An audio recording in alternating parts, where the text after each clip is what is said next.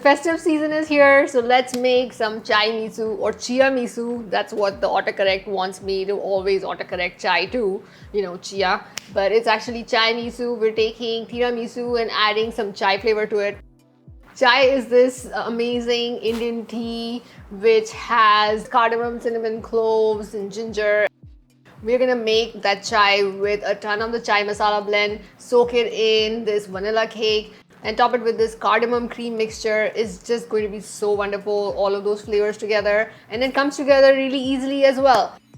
And I heard you guys that you don't want to chill or put anything in the freezer, so this doesn't require any freezing. So let's make this chai tiramisu. First, we're gonna make our cake. Add all the dry ingredients in a bowl. If you're using vanilla powder, then add that into the dry as well and mix really well until everything is well combined.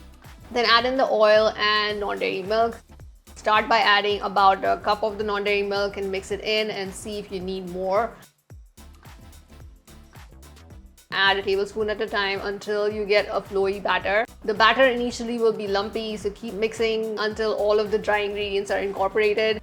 Then transfer that batter to a parchment lined or a greased baking pan. Put it to bake for about 25 to 30 minutes or 35 minutes depending on your baking pan, your oven, and so on. Check at the 25 to 27 minute mark if the cake is done. Remove it from the oven, let it cool for about 10 to 15 minutes. Remove the cake from the pan, cover it in a kitchen towel and put it in the fridge so that it cools a little bit. That will make it easier to slice the cake into two. While the cake is baking, we're gonna make the cream and the chai. For the cream, blend some raw cashews, a whole can of coconut milk, non-dairy yogurt, some vanilla, some sugar, and cornstarch. Blend this for about a minute and let the mixture sit so that the cashews can rehydrate. You can also use pre-soaked cashews that will make the blending faster. Then blend again after 5 minutes or so. Repeat for 2 to 3 times until the mixture is really creamy. Then transfer this mixture to a skillet. Add 2 to 3 tablespoons of water into the blender, rinse it out and add that to the pan as well. Heat it over medium-low heat and keep cooking this mixture until it thickens evenly. Initially it'll get a little lumpy, but it will even out after a bit. Just keep stirring. It will take about 5 to 8 minutes depending on your skillet and your stove. Once the mixture has thickened evenly, set it to cool on the counter for 10 to 15 minutes. It will become pretty thick that you can use it immediately, but we want it to come to room temperature. If you're in a hurry, put it in the fridge so that it can cool a bit. While the cream is cooling, we're gonna make our chai. Boil a little bit of water, add in the grated ginger, our chai spice, some loose leaf tea, and some sugar. If you don't have loose leaf tea, you can use tea bags as well. Once it is boiling, add in your non-dairy milk and bring that to a boil as well. Reduce the heat to low and then bring that to a boil again. This will help those flavors develop in the milk.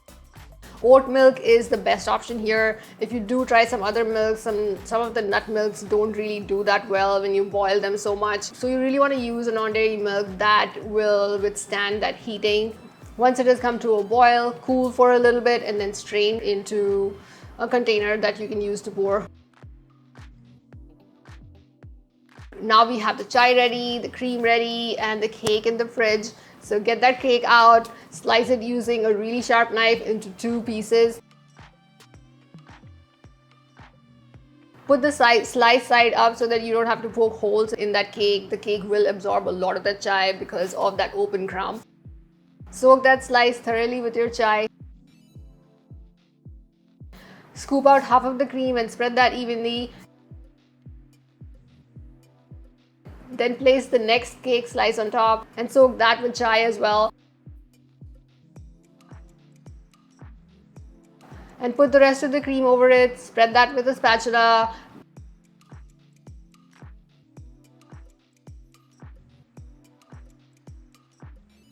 And then top that with a mixture of cocoa powder and chai spice.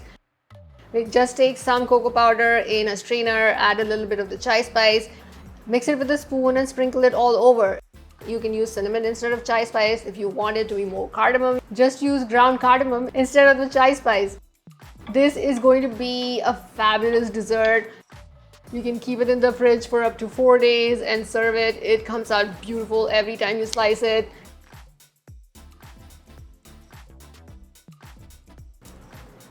Oh my God. The cream is pretty room temperature stable. These slices have been out for about 2 hours since we've been shooting, and the layers are all there, and it's just fabulously delicious. The cake soaks up all of the chai and becomes soft and moist, kind of like a tres leches cake. And then there's this cream layer, which is creamy, vanilla-y and cardamom-y, and it's just fabulously delicious. It's going to melt in your mouth. If you want to make something this Diwali or this festive season, make this chai-misu. This recipe highly depends on the chai spice, so use a chai spice that you really love. I have a chai spice recipe on the blog which is passed on from generations, so it is my authentic Indian chai spice.